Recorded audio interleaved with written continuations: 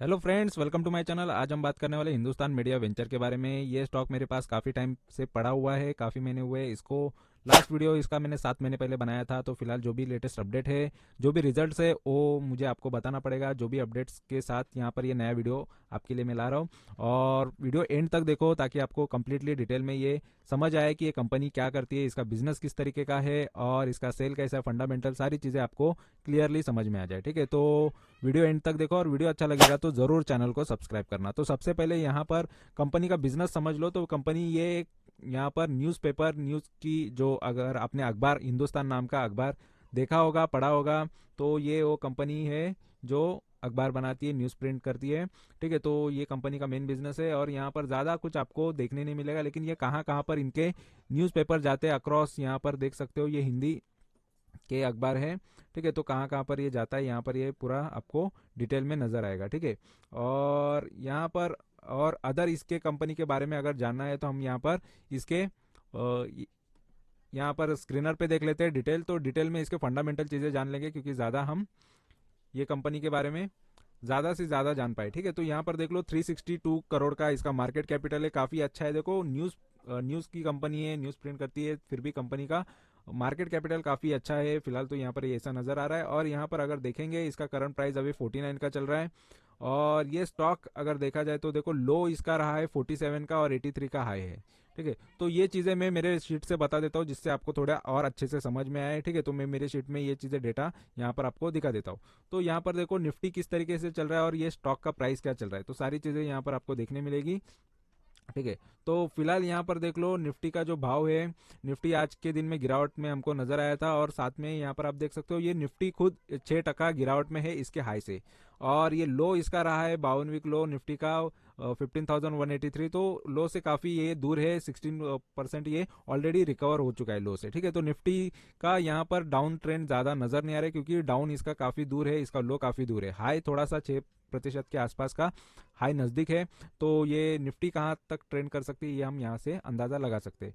देखो निफ्टी के अंदर अगर आप इन्वेस्टेड रहते 24 साल से, तो निफ्टी आपको काफ़ी अच्छा रिटर्न देती। इंडेक्स में भी अगर इन्वेस्टेड रहते हो तो 13% के हिसाब से सालाना रिटर्न, तो 18,89,000 बन जाता आपका।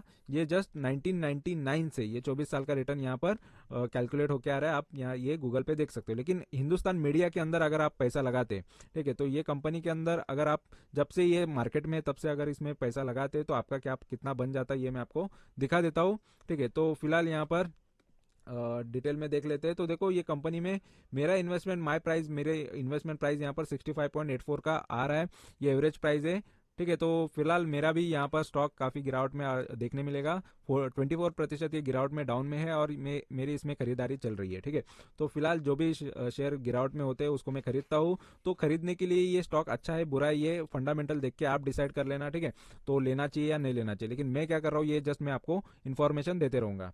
तो फिलहाल यहाँ पर टारगेट इसका मैंने 79 या 80 के आसपास का टारगेट ये ऑटोमेटिक कैलकुलेटेड है और मिनिमम इतने तो टारगेट में लेके ही निकलता हूँ किसी से भी। इससे ज़्यादा मिलते हैं तो काफ़ी बड़ी बात हो जाती है और अच्छा भी होता है।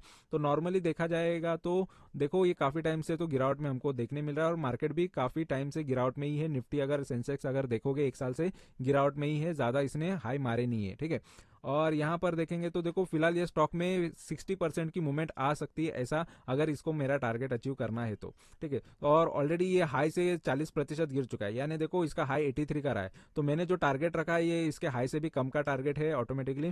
ठीक है, तो हाई तो कोई भी शेयर खुद का हाई तो टच करने का देखेगा ही, हाई तोड़ने का कोशिश करेगा। ये 52 हाई हाई तो तोड़ने के लिए ही होता है, तो हाई ये तोड़ेगा नहीं तोड़ेगा ये आगे हम देखेंगे।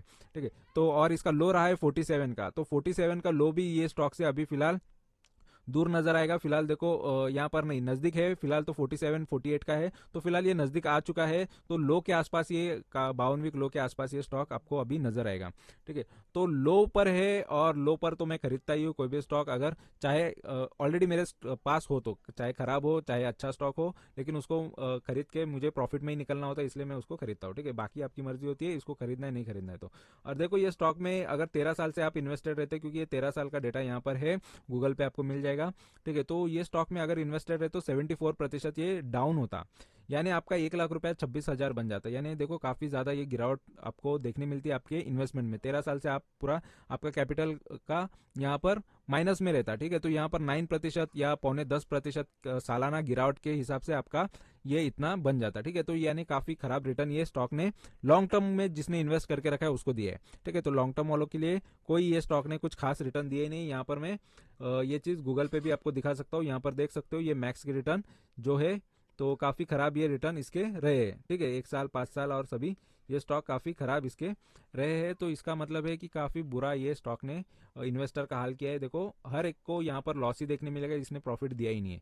लेकिन अभी ये फंडामेंटली स्टॉक कैसा है यहाँ पर ये देख लेते हैं। तो देखो डिविडेंड और ये चीज़ें तो देखने नहीं मिलेगी आपको, क्योंकि ऑलरेडी कंपनी का लॉस चल रहा है, ठीक है। ईपीएस यहाँ पर माइनस में है, और ये आरओसी आरओई भी काफ़ी कम है, बुक वैल्यू यहाँ पर ठीक ठाक है। और क्योंकि असेट हम देखेंगे, असेट काफ़ी अच्छा हो सकता है। तो और यहाँ पर देख सकते हो ये गिरावट में ही हमको इसके चार्ट्स नज़र आ रहे हैं, और नेगेटिव चीज़ें ये कंपनी के बारे में ज़्यादा है, ठीक है। और यहाँ पर पीयर कंपैरिजन के स्टॉक भी देखो काफ़ी ये क्वार्टरली इनके रिजल्ट्स भी काफ़ी ख़राब आ चुके हैं। लेकिन यहाँ पर नेट प्रॉफिट देख लो, फिलहाल तो ज़्यादा लॉस अगर एसटी मीडिया जो 450 करोड़ की मार्केट कैपिटल वाली कंपनी है उसका लॉस है, और यहाँ पर हिंदुस्तान मीडिया का भी यहाँ पर नेट यहाँ पर लॉस नजर आएगा। क्वार्टरली रिजल्ट्स की बात करेंगे तो देखो कंपनी के सेल्स यहाँ पर लगातार थोड़े बहुत गिरावट हमको नजर आ रही थी, लेकिन अप डाउन देखने मिला है। लेकिन फिलहाल कंपनी के अभी सेल्स थोड़े अच्छे नजर आ रहे हैं, 176 करोड़ के, ठीक है। लेकिन सेल्स में काफी उतार चढ़ाव ये हमने देखने मिला है। और यहाँ पर देखो ये 2 क्वार्टर से तो कंपनी लॉस कर रही है, ठीक है। लास्ट टाइम 30 करोड़ का कंपनी ने लॉस किया था ऑपरेटिंग प्रॉफिट, और ये भी यहाँ पर 32, तो लगभग सेम ही यहाँ पर लॉस देखने मिल रहा है क्वार्टर ऑन क्वार्टर। और यहाँ पर देख सकते हो नेट प्रॉफिट में भी यहाँ पर गिरावट ज़्यादा देखने मिली है। फिलहाल तो अभी 35 करोड़ का कंपनी ने नेट लॉस किया है, ठीक है। तो उसका यहाँ पर ज़्यादा लॉस कंपनी का यहाँ पर एक्सपेंस की वजह से हुआ है, जो यहाँ पर खर्चा बढ़ गया है इस वजह से, ठीक है। तो फिलहाल ये कंपनी लॉस कर रही है, ये हमको नजर आ गया कि ये इसके क्वार्टरली रिजल्ट्स खराब है। बाकी सेल्स की बात करेंगे तो देखो सेल्स में काफ़ी यहाँ पर 2011 से लेके अभी तक कोई ज़्यादा मूवमेंट आपको देखने नहीं मिले। यहाँ पर मैक्स टू मैक्स यहाँ पर 2017 तक ये कंपनी 933 करोड़ तक गई थी, उसके बाद थोड़ी गिरावट हमको देखने मिली। अभी फिलहाल देखो 669 का फिलहाल यहाँ पर 2022 के सेल थे, और टीटीएम थोड़ा सा ठीक ठाक यहाँ पर नजर आ रहा है। और नेट प्रॉफिट अभी का भी यहाँ पर देखोगे तो माइनस में ही नजर आ रहा है। मार्च 2022 का ठीक ठाक है और प्रॉफिट में नजर आ रहा था। तो फिलहाल कंपनी प्रॉफिटेबल थी, इस वजह से मैं कंपनी में इन्वेस्ट किया था। चलो प्रॉफिट गिरे है, लेकिन उसके बाद ये बढ़ेगा ये सोच के इन्वेस्ट किया था। लेकिन देखो कभी ना कभी मोस्ट ऑफ टाइम क्या हो जाता है कि प्रॉफिट में गिरावट हो रही है तो लॉसेस के ज्यादा चांसेस होते हैं। तो देखो प्रॉफिट तो गिर रहा था, लेकिन कभी कभी हो जाता है कि मूवमेंट उल्टा रिवर्सल मूवमेंट ले लेता है, जो गिरावट में आते रहता है या सेल्स गिरते रहते हो सडनली चेंज भी हो सकते हैं। लेकिन इसने मूवमेंट उस तरीके से रिवर्सल नहीं लिया, और इस वजह से यहाँ पर आपको ये लॉस नजर आएगा, ठीक है। तो फिलहाल ये कंपनी ने लॉस किया है, और ये ऑलरेडी काफी सालों से तो लॉस ही दे रही है, ठीक है। तो फिलहाल ये रिजल्ट काफ़ी ख़राब है ये कंपनी के, तो इस वजह से ये कंपनी का स्टॉक काफ़ी दबा हुआ है। और शेयर मार्केट, शेयर कैपिटल और ये सारी चीज़ें देखो बैलेंस शीट में, तो फिलहाल कंपनी का शेयर कैपिटल ठीक है, लेकिन यहाँ पर रिजर्व जो है, ठीक है, तो रिजर्व यहाँ पर कंपनी का थोड़ा अच्छा नज़र आ रहा है। 1400 करोड़ का कंपनी के पास रिजर्व में पैसा है। तो कंपनी का रिजर्व कंपनी का काफ़ी अच्छा नज़र आ रहा है, 1500 करोड़ के ऊपर का रिजर्व है। और यहाँ पर बोरोविंग भी देखोगे तो बोरोविंग में यहाँ पर कर्जा भी कंपनी ने बढ़ा लिया है, ठीक है। कर्जा बढ़ गया है कंपनी पर, तो 326 का कर्जा यहाँ पर कंपनी पर है, लोन है।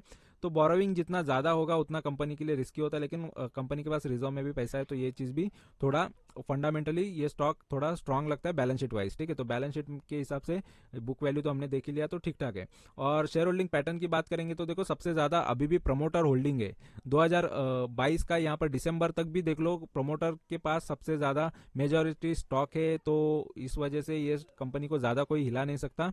और बाकी पब्लिक के पास है, तो पब्लिक का भी अच्छा खासा इसमें इन्वेस्टमेंट है, तो अच्छी बात है। और फॉरेन के इन्वेस्टर के पास भी इसमें इन्वेस्टमेंट थी, लेकिन उन्होंने बेचा है, तो बेचने के बाद यहाँ पर पब्लिक ने खरीदा है। तो शेयर होल्डिंग पैटर्न भी ठीक है, और मेजॉरिटी स्टॉक इनके पास होने के वजह से ये स्टॉक थोड़ा सेफ तो नज़र आ रहा है प्रमोटर के पास होने की वजह से, ठीक है। बाकी चीज़ें तो हमने देख ली है कि कंपनी का बिजनेस और इसके फंडामेंटल देख लिए, बाकी आपकी मर्जी होती है ये स्टॉक में इन्वेस्ट करना है नहीं करना है, ठीक है। तो फिलहाल मेरी इन्वेस्टमेंट है, और ये स्टॉक में देखो मेरे एक्सपेक्टेशन क्या है ये यहाँ पर मैंने बता दिए हैं, ठीक है। तो ये स्टॉक में जब तक ये देखो ये प्रॉफिट की लिस्ट में ये शामिल नहीं हो जाता तब तक इसमें इन्वेस्टेड रहूंगा ये। और यहाँ पर जितने भी यहाँ पर बुक प्रॉफिट किया है उसके अंदर इसका भी नाम जरूर आपको देखने मिलेगा, ठीक है। तो जितने भी स्टॉक में मैंने बताए हुए हैं तो उन सब की ये लिस्ट है, उसके अंदर प्रॉफिट करके दिखाया हुआ है, तो ये स्टॉक में भी प्रॉफिट जरूर होगा, तो जो आपको नजर आएगा, ठीक है।